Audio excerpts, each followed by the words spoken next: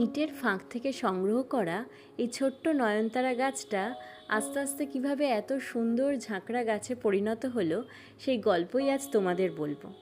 Good morning, কেমন আছো তোমরা সবাই?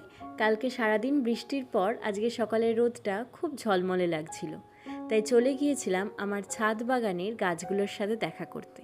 এই যে নয়নতারা গাছটা দেখছো, এত সুন্দর হয়েছে, কিন্তু এই গাছটাকে কতবার যে নানা রকম পোকায় পিঁপড়েতে আক্রমণ করেছে তার ঠিক নেই।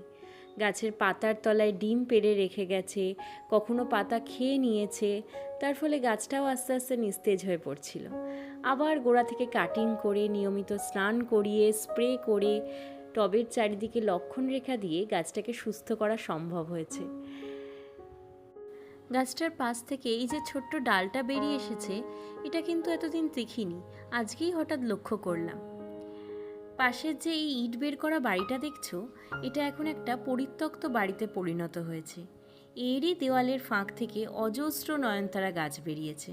সেখান থেকেই আমি এই গাছটা সংগ্রহ করেছিলাম। সূর্যাস্তের পর হালকা আলো আভায় এই ফুলগুলো এত সুন্দর জ্বলজ্বল করে, আমার খুব ভালো লাগে দেখতে।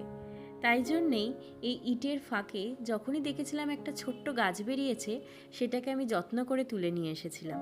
আর সেই গাছটাই যে আজ এত সুন্দর হয়ে ফুল দেবে তা কোনোদিনও ভাবিনি।